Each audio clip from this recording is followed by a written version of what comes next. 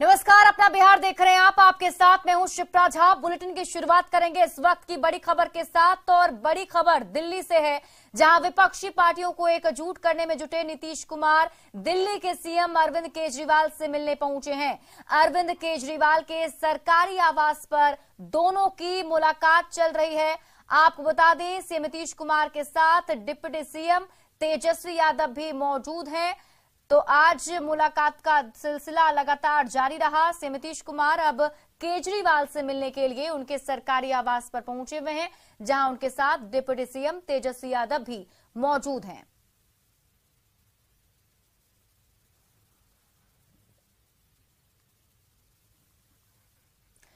तो इस वक्त की बड़ी खबर आपको दिल्ली से बता रहे हैं, जहां पर अब देखिए मुलाकात का सिलसिला लगातार जारी है। सीएम नीतीश कुमार जब से दिल्ली पहुंचे हैं उसके बाद सभी बड़े बड़े नेताओं से उनकी मुलाकात हो रही है, और फिलहाल नीतीश कुमार दिल्ली के सीएम अरविंद केजरीवाल से मिलने के लिए पहुंचे हुए हैं, जहां पर तेजस्वी यादव के साथ उनकी मुलाकात चल रही है। और इस मुलाकात को काफी अहम माना जा रहा है, क्योंकि जब से सीएम नीतीश कुमार दिल्ली पहुंचे हैं, बताया जा रहा है कि 4 दिनों का उनका ये दिल्ली दौरा है, जिसमें अलग अलग नेताओं से मुलाकात करेंगे, सभी विपक्षी पार्टियों को एकजुट करेंगे। 2024 लोकसभा चुनाव को लेकर विपक्षी एकता को धार देने की कोशिश नीतीश कुमार ने अब तेज कर दी है। अपने 4 दिवसीय दौरे पर दिल्ली पहुंचे मुख्यमंत्री नीतीश कुमार ने आज कांग्रेस अध्यक्ष मल्लिकार्जुन खड़गे के आवास पर राहुल गांधी से भी मुलाकात की। नीतीश कुमार के साथ डिप्टी सीएम तेजस्वी यादव और जेडीयू के राष्ट्रीय अध्यक्ष ललन सिंह भी मौजूद थे।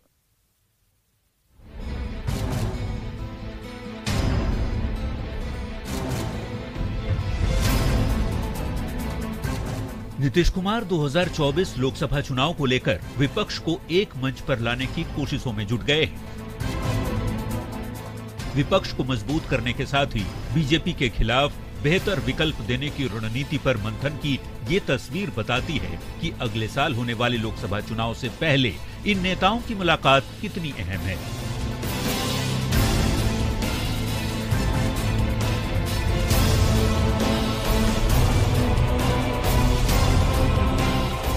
दिल्ली दौरे पर गए नीतीश कुमार ने कांग्रेस अध्यक्ष मल्लिकार्जुन खड़गे के आवास पर तेजस्वी यादव और ललन सिंह के साथ मुलाकात की। बैठक के बाद मीडिया के सामने आए सभी नेताओं ने एक सुर में कहा कि विपक्षी एकता को मजबूत करना ही एकमात्र मकसद है कि अधिक से अधिक पार्टियों को पूरे देश में एकजुट करने का प्रयास करें, और उसके लिए हम लोग अपना कोशिश करेंगे। सब लोग एग्री करेंगे, वो सब लोग बैठेंगे और एक साथ हम लोग आगे का काम करेंगे, मिल करके चलेंगे। ये बात तय हो गई है। ऑपोजिशन को एक करने में एक बहुत ऐतिहासिक कदम लिया गया है, और जितनी भी पार्टियां हमारे साथ चलेंगी उनको हम सबको एक साथ लेकर जो देश में आइडियोलॉजिकल लड़ाई चल रही है, विचारधारा की लड़ाई चल रही है, उसको लड़ेंगे। हम सभी ने मिलकर तय किया कि सभी पार्टियों को एकजुट करना और एक होकर आगे जो चुनाव आएंगे उस चुनाव में एकजुट दिखाकर लड़ना।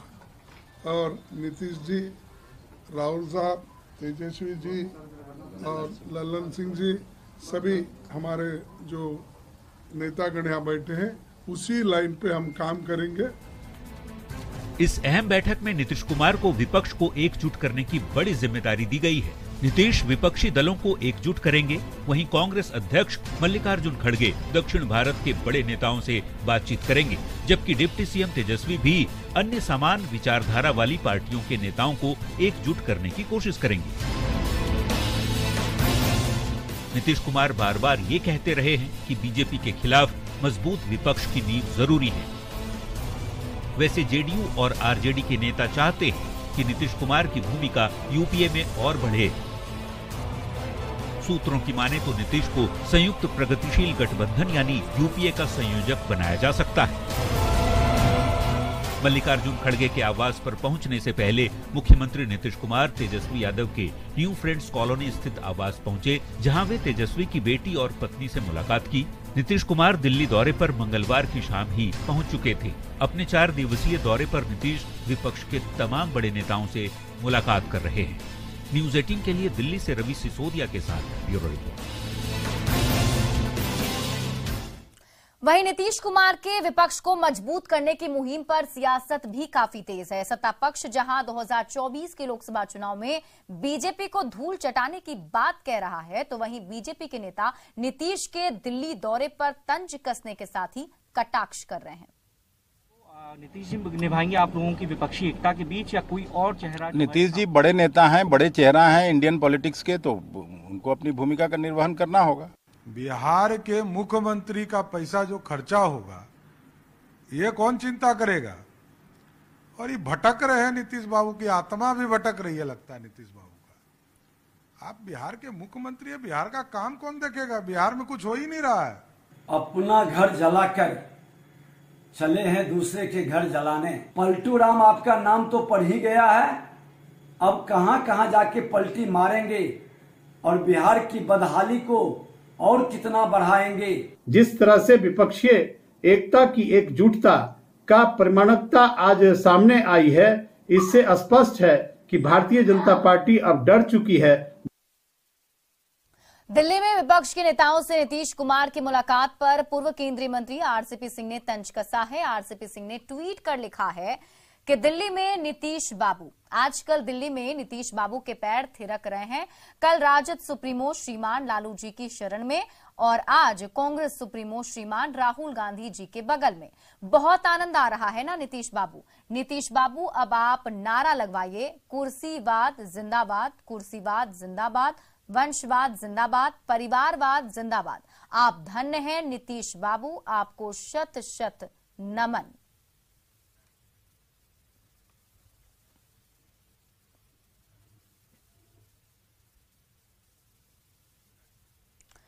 तो एक तरफ जहां नीतीश कुमार विपक्ष को एकजुट कर रहे हैं, वहीं दूसरी तरफ लोक जनशक्ति रामविलास पार्टी के अध्यक्ष चिराग पासवान ने अपने पत्ते नहीं खोले हैं। चिराग ने कहा है कि अभी वे किसी से भी गठबंधन को तैयार नहीं है, चुनाव आने पर फैसला लेंगे। चिराग पासवान जी की उसमें अगर एंट्री होती है तो बहुत ही चुनाव के आसपास गठबंधन पर अंतिम फैसला लिया जाएगा। फिलहाल किसी गठबंधन का हिस्सा बनना हम लोग की सोच में भी नहीं है। मिशन 2024 के लिए अपोजिशन को एकजुट करने की कवायद चल रही है।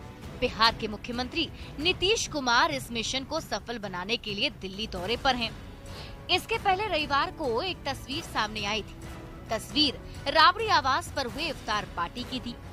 इस पार्टी में लोक जनशक्ति पार्टी रामविलास के अध्यक्ष चिराग पासवान भी पहुंचे थे। चिराग ने राबड़ी आवास पर सीएम नीतीश कुमार का पैर छूकर आशीर्वाद भी लिया था, जिसके बाद सियासी कयासबाजी का दौर शुरू हो गया।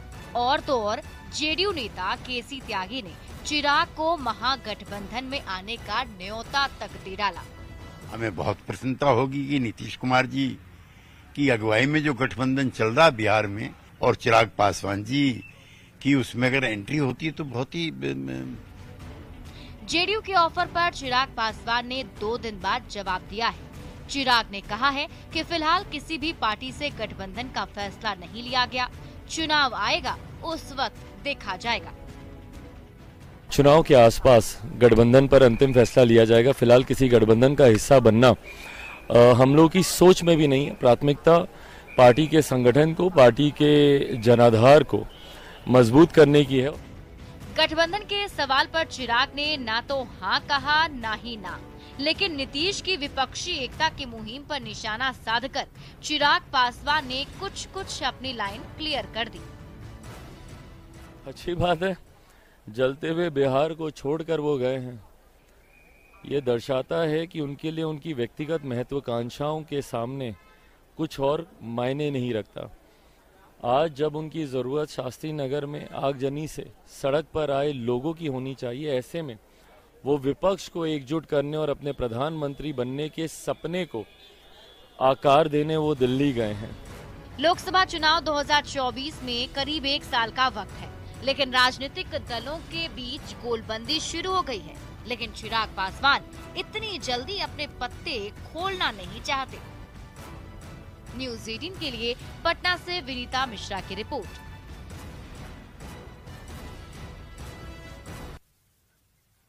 प्रधानमंत्री नरेंद्र मोदी ने राजस्थान को पहली वंदे भारत ट्रेन की सौगात दी।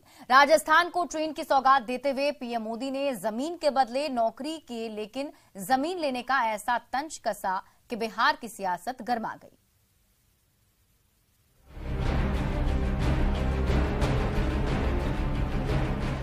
राजस्थान को पीएम नरेंद्र मोदी ने पहली वंदे भारत ट्रेन की सौगात दी और राजस्थान से 1100 किलोमीटर दूर बिहार का राजनीतिक पारा चढ़ गया।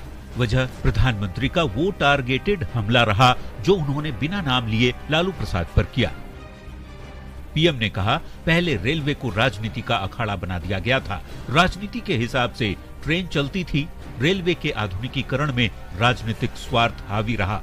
राजनीतिक स्वार्थ को देखकर ही तय किया जाता था कि कौन रेल मंत्री बनेगा। हालत ये थी कि गरीब की जमीन छीनकर उन्हें रेलवे में नौकरी का झांसा दिया गया। हालत ये थी कि रेलवे की भर्तियों में राजनीति होती थी, बड़े पैमाने पर भ्रष्टाचार होता था। हालत ये थी कि गरीब लोगों की जमीन छीनकर उन्हें रेलवे में नौकरी का झांसा दिया गया। प्रधानमंत्री के बयान के बाद आरजेडी के साथ ही जेडीयू के नेता भी बेचैन हो गए। पीएम मोदी के बयान पर आरजेडी और जेडीयू की तरफ से पलटवार हुआ। इनका कहना है कि नीतीश की विपक्षी एकता की मुहिम से पीएम हताश हो गए हैं। यही वजह है कि वो ऐसी बातें कर रहे हैं। देश में समान विचारधारा वाले दलों की एका का स्वरूप देख करके प्रधानमंत्री जी भयभीत हो चुके हैं। लैंड फॉर जॉब पर अपनी प्रतिक्रिया दी, लेकिन ये भूल गए कि रेलवे के हालात आज क्या है। भाजपा को सत्ता जाने की छटपटाहट, क्योंकि बिहार फॉर्मूला से हमने कर दिखाया है, इसी फ्रस्ट्रेशन में, हताशा में वो इस तरह के बयानबाजी प्रधानमंत्री जी स्वयं कर रहे हैं। बता दें कि लालू प्रसाद और उनका परिवार नौकरी के बदले जमीन के मामले में आरोपी है। आरोप है कि लालू प्रसाद ने रेल मंत्री रहते कई लोगों से नौकरी के बदले जमीन ली। लालू प्रसाद के परिवार के सदस्यों के नाम जमीन की रजिस्ट्री करवाई गई। प्रधानमंत्री ने राजस्थान में जमीन के बदले नौकरी का झांसा देने का जिक्र किया, जिसे लालू फैमिली से जोड़कर देखा जा रहा है। न्यूज़ 18 के लिए पटना से आनंद अमृतराज और अमित कुमार के साथ ब्यूरो रिपोर्ट। पटना एयरपोर्ट पर बम होने की खबर अफवाह निकली। पटना एयरपोर्ट में बम की अफवाह उड़ाने वाले शख्स सुधांशु शेखर को पुलिस ने समस्तीपुर से गिरफ्तार कर लिया है।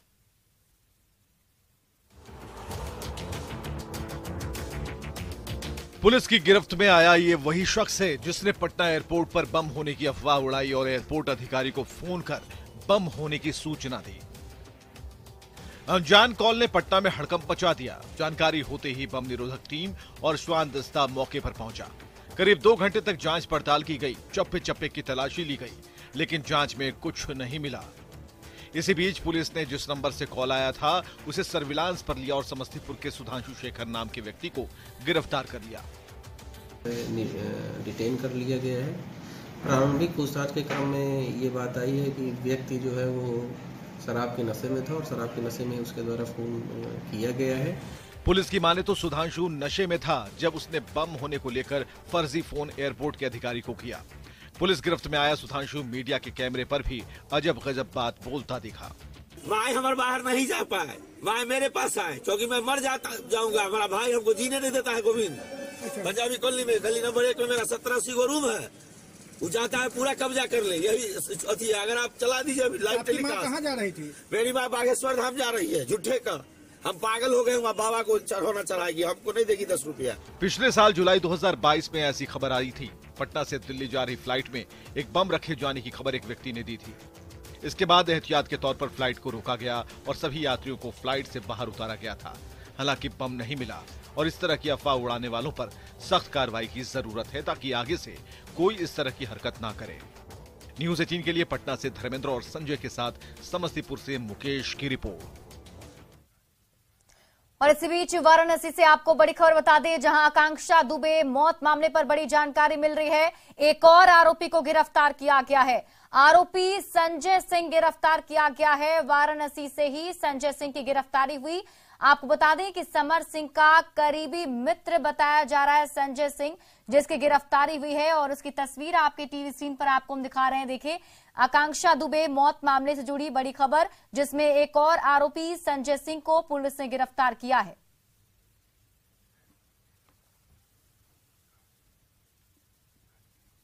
और बिहार प्रवासी श्रमिकों के बारे में फर्जी खबरें फैलाने के एक दूसरे मामले में गिरफ्तार किए गए मनीष कश्यप को 15 दिन की न्यायिक हिरासत में भेज दिया गया है। आज मनीष को चेन्नई के सैदापेट कोर्ट में पेश किया गया, जहां से कोर्ट ने मनीष को 15 दिन की न्यायिक हिरासत में भेज दिया है। फर्जी वीडियो के दूसरे केस में मनीष की पेशी हुई थी, जिसके बाद कोर्ट ने मनीष को 15 दिन की न्यायिक हिरासत में भेजा है।